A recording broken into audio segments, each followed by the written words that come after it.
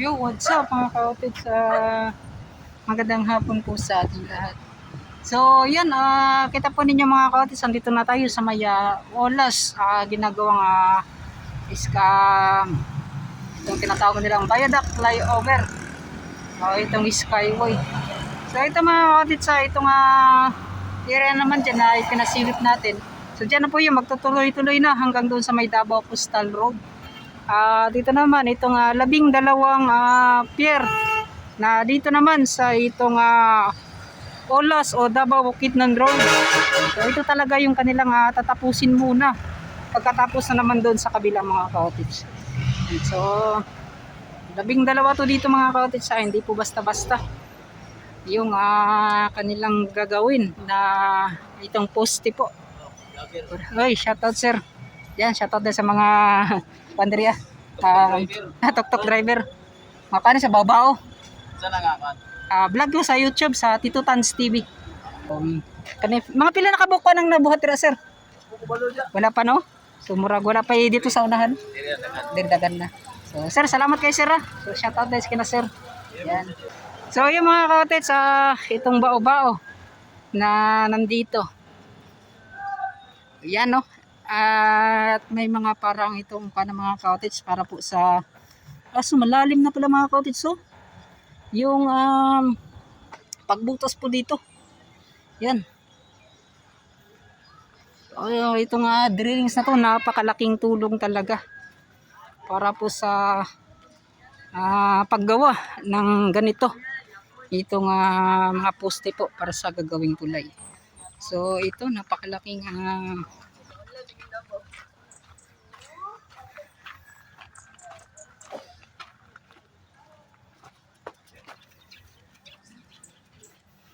yan. So para siguro yan doon mga cottage. So kitang-kita naman natin na yung kanilang paggawa dito ay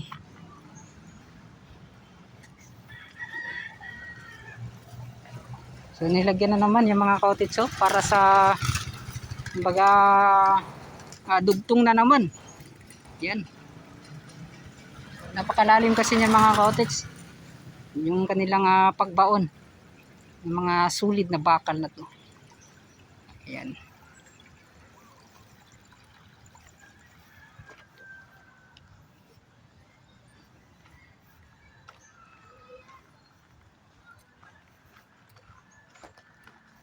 So, kita naman ninyo kung ano na po yung mga nagbago talaga. Yeah. So, andito na sila sa baba. Itong yung flat na talaga mga touch. Hindi na siya pakuan. Yan, no? So, isa, dalawa, tatlo. So, dito sa 4 na pier mga cottage. Yung dito sa baba. Yan o, 4 na pier na lang yung mga hindi nila nalagyan or hindi na pormahan mga cottage yan. No? So paano ba tayo makakuan dito? So yun, no? So mahirap katulad dito mga cottage, umapaw po yung tubig dito sa daanan, kaya buti na lang may mga maliit na dito sa gilid, dito sa sidewalk na makadaan talaga yung tao. So buti na lang hindi po sinira itong sidewalk dito sa paggawa ng itong mga malalaking poste.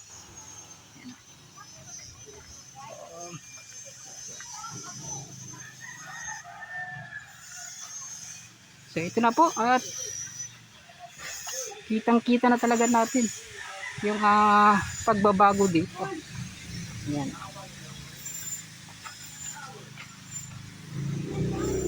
Yun, 4 na lang, 4 na pier. Sa 12 pier mga cottage, 4 na lang yung mga hindi pa nila napurmahan po. Katulad nito. Yan. So yan may poste na. So coping, paggawa na lang ng coping yung kanilang kulang.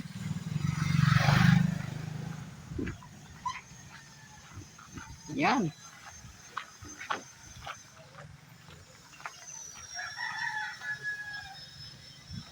Tama mga ka-audits, so hindi pala, sumali pa ako sa update ko. Yung paggawa pa na hanggang doon pa pala sa unahan mga ka-audits ha. Hanggang doon pa sa may parang tawag nun, yung traffic light. So ibibilangin natin 4, 5, 6, 7, 8, 9. So parang kuan pa pala mga ka-audits, sa 4, 6 pa pala na 6 na pier pa pala yung kanilang nagawa na. Yan. So sa 12, 6 na yung mga nabuo sa pagposte, and then 6 din yung hindi pa nagawa ng poste mga ka-audits. So yun.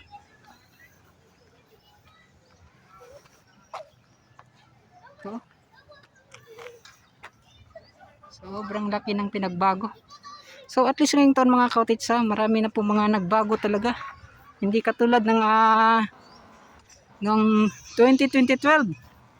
Yan, yung mga nakita talaga natin, yung paggawa ng pundasyon pa ngayon So at least may mga ganito na po tayong mga nakikita.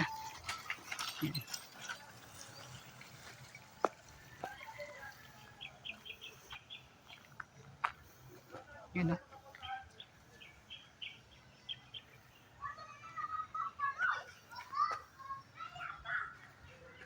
So yung mga ka-audits, dito mga doon na mga ka-audits, di natin alam, may mga isa pang area kasi na hindi pa parang sakto lang mga ka-audits para sa paglalagyan po ng poste. Yan. So di natin alam kung lalagyan ba nila dyan ba mga ka-audits. So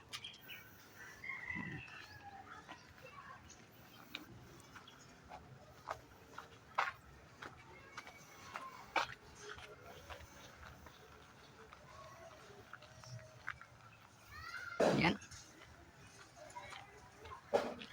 So sa tingin ko mga ka-audits, ito may kwan na, may buhos na yan. Yung sa baba. Yan. At sa tingin ko yung dyan na lang sa taas mga ka-audits para sa patungan po ng girder. Yan. Katulad niyan mga ka-audits. Pero dito sa baba na yan, paggawa po ng coping, yung katawan niya talaga. Kaya meron na pong buhos yan. Nakita naman ninyo yung mga simento.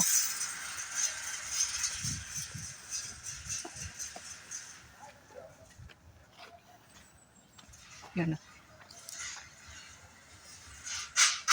So, sobrang tibay. Ito po ay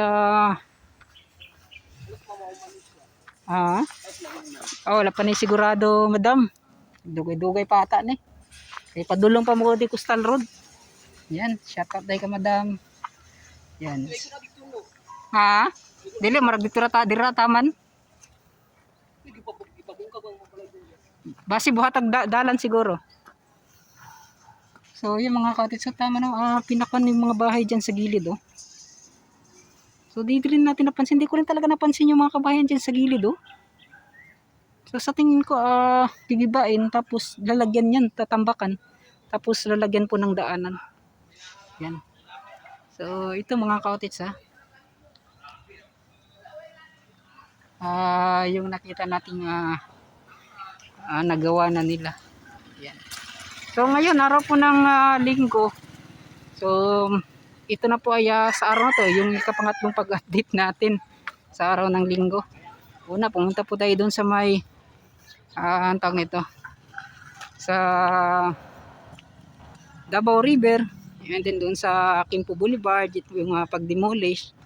Tapos dito yung ikapangatlo sa paggawa nitong tawag nito, yung Skyway, itong Olas Viaduct flyover.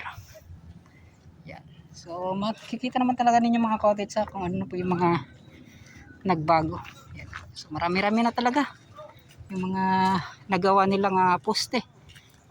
So antayin na lang din natin mga ka-audits kapag ito po ay okay na. So yung mga napakaraming girder na ilalatag or ilalagay dyan sa taas, nasahan natin tuloy-tuloy na yan mga ka-audits. Maganda na tingnan kapag may girder na. Yan. At so itong paggawa nila ay parang kuan din, magkasintulad doon sa may ma-flyover. Yan. So yun mga cottage, dyan banda may ginawa pa mga cottage. So tatlong, di natin alam para saan yun. Para saan na siya, sir? Kanang tulo ka bukpuste ang gibuhat. Pangyapon. Ay nga nagyapon? Ron awganan na dili na sa pasaka. Di na, paubos na, no? So parang pababa na din mga cottage, approach na siguro yung dulo. Yan.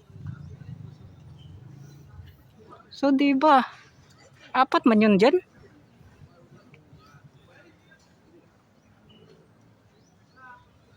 Yan, no? So mahirapan nang makadaan yung mga sasakyan dito mga cottage, oh. Kasi yun nga po ay parang nakasarado. Yan.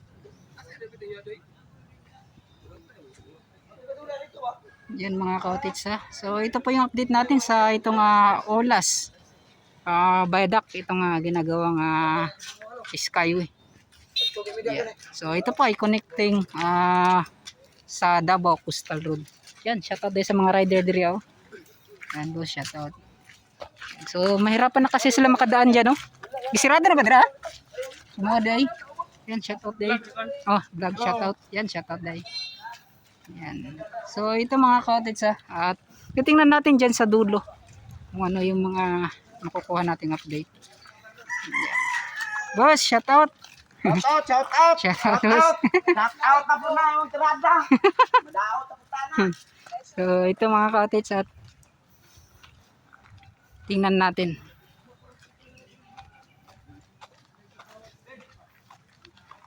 Ayan, no? Ang mga hulmahan nila. Hoy boss, shoutout boss. Shoutout din sa mga raiders dira, oh. Hi guys. Welcome to my kuan guys. Ayan, shoutout. Shout out today guys. Ayan, shoutout. Tito Tans TV sa YouTube. Sa Tito Tans TV. Tito Tan. Oh, yan, shoutout din boss. Yan, shoutout. Dayo. Ano, basketball mo? Oh, ito eh. Tito Tans TV sa YouTube. Tito Tans TV sa YouTube. Tito. Oh, Tito Tans. Yan, shoutout sa YouTube, Tito Tans TV. Yan, so si-search sa para makasubscribe mga cottage. So, yan, shoutout. Yan, napaisay, no?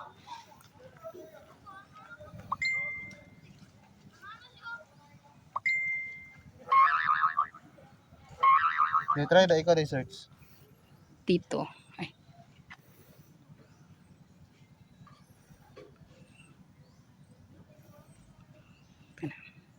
Yan, Tito Tans TV. Yan. Okay, subscribe. Sir, salamat kayo, sir. Yan, shoutout kayo. Sa inyong team, pangalan? Tracy. So, shoutout tayo sa Tracy, Team Tracy. So, diri sa Olas mga cottage. So, yan, shoutout. Yan, daghang salamat. So, daghan kayo sila mga cottage. So, napakarami po nila. Yan.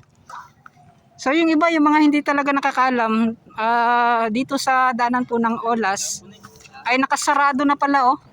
Yan, sa mga hindi nakakaalam. So, ito po ay malaking information mga cottage sa mga dumadaan dito. Boss, mag-vlog ko diri, boss, ha? Mag-vlog ko, salamat. So, ito. At, boss, di ba upat man ikabukposte diri, boss? Upat kabukposte diri, ha? Tani diri, sa approach niya. Wala ka kuan diri, no? Upat ba to? Upat lagi to? Tulo. Murag gibag ko, oh. Yan. So di ko alam mga cottage, sa parang nabaguhan po ako dito sa pababanan niya, parang or biniyak yan nila, giniba nila dati yung unang nakalagay dito. Yan. So dito sa Olas mga cottage, itong Davao Bukidnon Road, itong ginagawang flyover nila. So sarado na po mga cottage dito sa taas. So, sa mga dumadaan po dito, yung mga motor po ninyo, so dito na lang po yung makalagay. Kasi di ka na po kadaan hanggang doon po sa dulo. Yan. Para sa kung gusto mo pong pumunta dito. Yan. So mahirapan ka na po na dumaan dito. So yan, no. Wala na po, wala na. Sarado na po. So yun.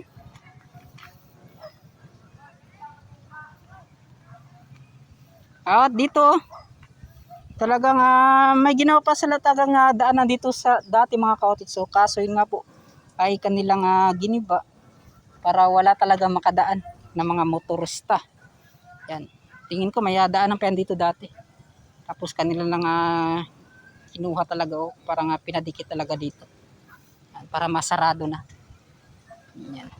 So dito naman yung ginagawang itong drainage dito. Yan, kita naman po ninyo mga cottage na malapit na talaga dito. Yan. So yan, so dito, yan mga cottage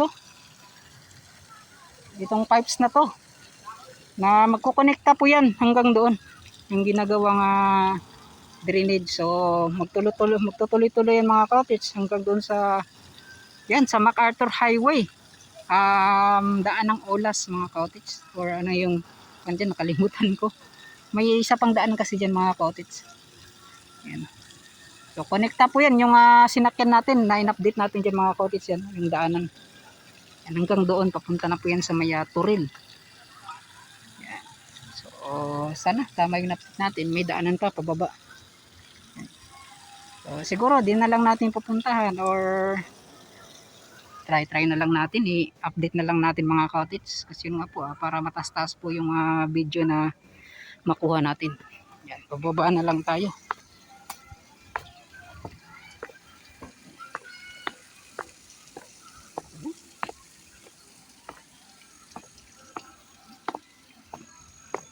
Yan, tabi ko. Yan.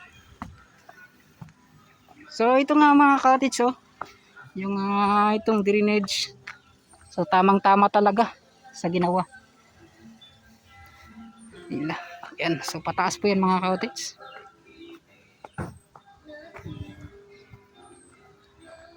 So yung mga magkakapit bahay dito mga cottage parang nasarado na. Parang ibang pa na naman dito. So dito iba na naman. Yan dahil sa drainage na ginawa. Yan. So dito tayo. So matagal din tayong hindi nakabalik dito. Matagal din tayong nakabalik dito mga cottage mga buwan din. Yan. So ito sobrang taas pala ng ginawang drainage. So dito may mga area pa talaga. So, parang dito yung iba, yung private na siguro to dito mga cottage. Ano?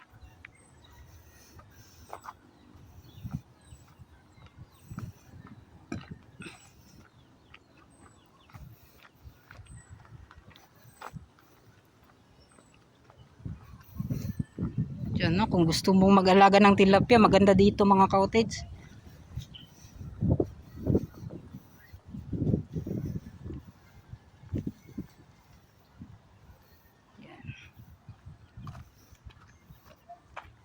So ito pala yung kanilang plano sa paggawa dito. Yan. At parang di ba delikado ganito mga cottage Ngunit nilagyan naman nila ng ganyan parang abakata yan. Parang ba yan? Para mas malalaw talagang matibay. So ito lang yung tanong din kung pag nilagay na to, kung bubuhusan ba ng simento dito sa taas. Kasi yung kanilang ginawa mga cottage sa dami po ng mga bato na nilagay dito, parang mas nakakakan pa. Yung di natin alam kung madali lang ba yung ganito or mas matibay yung mas concrete yung ginawa nila kaysa ganito.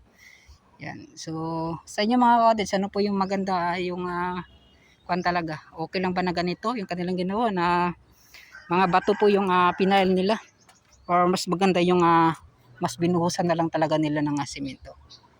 So yun, sa pagkuhan ko mga cottage, tingin ko naman ay mas maganda naman yung pagkagawa nila at matibay naman. So nakita ninyo yung itong cyclone wire na kanilang inilagay.